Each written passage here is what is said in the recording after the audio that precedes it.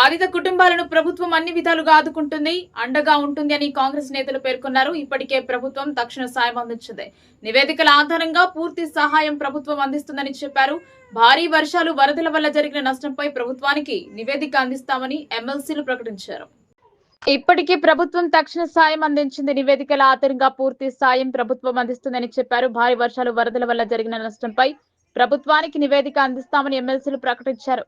గత వారం కురిసిన భారీ వర్షాలకు కామారెడ్డి జిల్లా అతలాకుతలమైంది. చాలా ప్రాంతాల్లో పంట నష్టం, ఆస్తి నష్టం జరిగింది. పలు కాలనీలు నీట మునిగాయి. ప్రజలు తీవ్ర ఇబ్బందులు ఎదుర్కొన్నారు. ఈ నేపథ్యంలో కాంగ్రెస్ ఎమ్మెల్సీలు విజయశాంతి, అద్దంకి దయాకర్, బల్మూర్ వెంకట్, శంకర్ నాయక్ జిల్లా అధికారులు, కాంగ్రెస్ నాయకులతో కలిసి వరద బాధిత ప్రాంతాల్లో పర్యటించారు. నీట మునిగిన పలు కాలనీలు సందర్శించి బాధితులతో మాట్లాడారు. బాధిత కుటుంబాలను ప్రభుత్వం అన్ని విధాలుగా ఆదుకుంటుందని భరోసా కల్పించారు. తక్షణ సాయం ఇప్పటికే అందించామని ప్రభుత్వానికి నివేదన సమర్పించి మరింత సాయం అందేలా చూస్తామని తెలిపారు.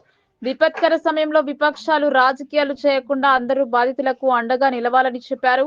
అంచనా కంటే అధికమైన వర్షం, వరదలు రావడంతో ఇబ్బందిగా మారిందని చెప్పారు. నాళాలను, కాలువలను కబ్జాల నుంచి కాపాడేందుకు హైదరాబాద్ ఉన్నట్టు హైడ్రా తరహాలో జిల్లాలోనూ చర్యలు తీసుకోవాల్సిన అవసరం ఉందని చెప్పారు.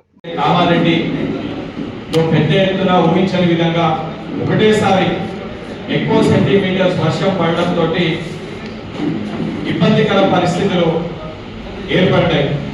ఏర్పడిన తర్వాత సమస్యల్ని పరిష్కరించడానికి ముఖ్యంగా ఎఫెక్టెడ్ ఏరియాస్ జిఆర్ కాలనీ కానీ, కౌండిన్యా కాలనీ కానీ, హౌసింగ్ బోర్డ్ కాలనీ కానీ, Bathukammakunta, Panchamukha Hanuman temple colony, teachers colony, Rajiv Nagar colony, Azampura, దానితో పాటు కామారెడ్డి నియోజకవర్గ పరిధిలో ఉన్న వివిధ మండలాల్లో కొన్ని గ్రామాలు, దానితో పాటు ఏదైతే ఎల్లారెడ్డి జుక్కల్ కాన్స్టిట్యున్సీలో, దానితో పాటు బాన్స్వాడ కాన్స్టిట్యున్సీ, దానితో పాటు ముఖ్యంగా ఏదైతే మన పాత హైవే ఏదైతే ఉందో NH7 హైదరాబాద్ నుంచి Kamareddy, Hyderabad to Kamareddy NH7 highway కూడా పూర్తిగా దెబ్బతింది.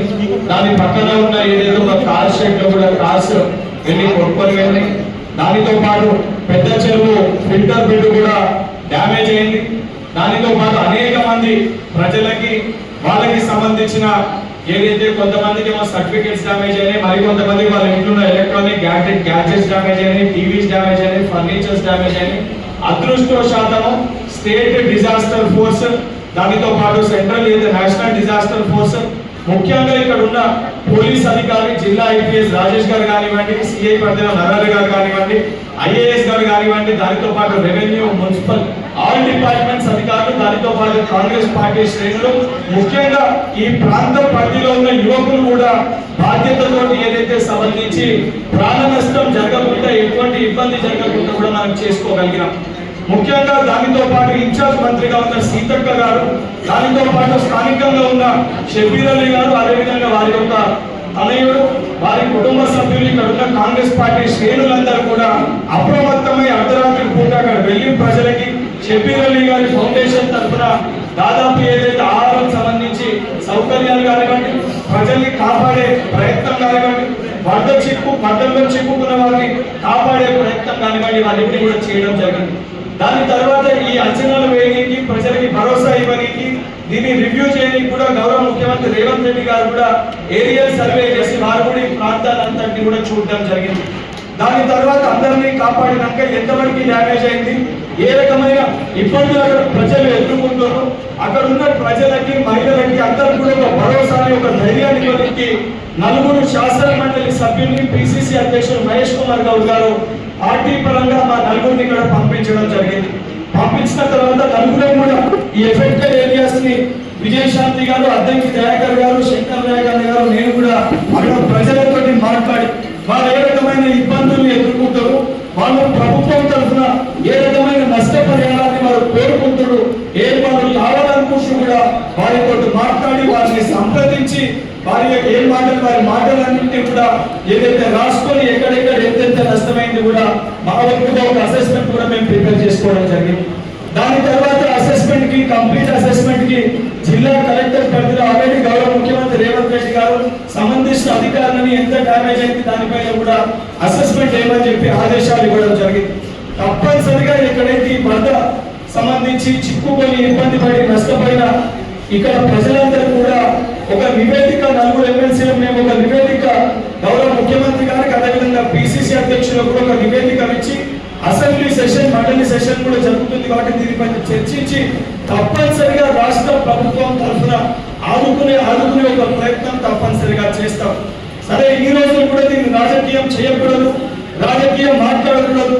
ఎందుకంటే కాంగ్రెస్ పార్టీ అంటే ముందు వరదల్లో చిక్కుకున్న మన ప్రజల్ని మనం కాపాడాలి, ఇబ్బంది పడుతున్న ప్రజల్ని కాపాడాలని చెప్పి దీన్ని రాజకీయం చేసే ప్రయత్నం చేయలేదు.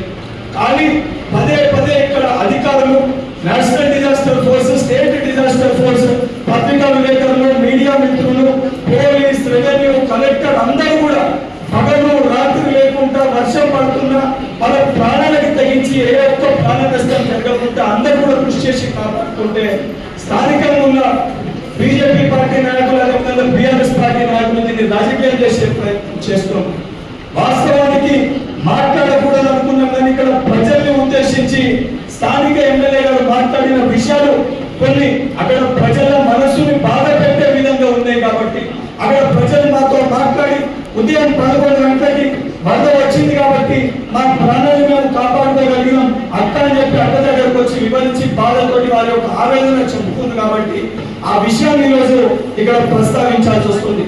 ఎందుకనంటే బాధ్యతతోటి ఇక్కడ బీజేపీ పార్టీ ఎమ్మెల్యేని గెలిపించినప్పుడు మనకి 2 కేంద్ర మంత్రులు ఉన్నారు. ఒక భరోసాని, ఒక ధైర్యాన్ని ఇచ్చే ప్రయత్నం చేయకుండా ఇది ప్రజల యొక్క నిర్లక్ష్యం అని చెప్పి ప్రజల్ని ఏదైతే సంబంధించి తప్పుగా చూపించి మాట్లాడే మాటల్ని, ఎమ్మెల్యే గారు మాట్లాడిన మాటల్ని సరాసరి తప్పుపడుతున్నామా, ప్రజలకి వారు బహిరంగ క్షమాపణ చెప్పాలి. తప్పనిసరిగా మీ పైన బాధ్యత ఉంది. రాష్ట్ర ప్రభుత్వం తరఫున ఇక్కడ ఉన్న స్థానిక నాయకులు షబ్బీర్ అలీ గారు, 4 ఎమ్మెల్సీలను, ఈ జిల్లా బిడ్డ పిసిసి అధ్యక్షుడు మహేష్ కుమార్ గౌడ్ గారు, తప్పనిసరిగా ఎంపీ సురేష్ శంకర్ గారు నష్టపరిహారం తప్పనిసరిగా రాష్ట్ర ప్రభుత్వం తరఫున ముఖ్యమంత్రి గారికి నివేదిక ఇచ్చి ఇప్పించే ప్రయత్నం మేము చేస్తాం. కానీ మీ పైన బాధ్యత ఉంది. నరేంద్ర మోడీ గారితో, కేంద్ర ప్రభుత్వంతో కూడా ఇక్కడ నిన్న ఎమ్మెల్యేలు గెలిపించారు. మీ పైన బాధ్యత ఉంది.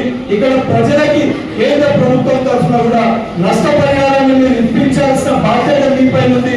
ఇటువంటి మాటలు మీరు మాట్లాడకూడదని చెప్పి ఎమ్మెల్యే గారికి సూచిస్తూ తప్పనిసరిగా ప్రజలకు ఇచ్చిన మాట మేరకు వచ్చి వెళ్ళడమే కాదు, తప్పనిసరిగా మేము వచ్చినందుకు బాధ్యత తీసుకొని అక్కడ ప్రజల బాధల్ని తీర్చే ఒక బాధ్యత కూడా తప్పనిసరిగా మేము తీసుకుంటామని చెప్పి తెలియజేస్తూ మరొక్కసారి ఈ కష్టకాలంలో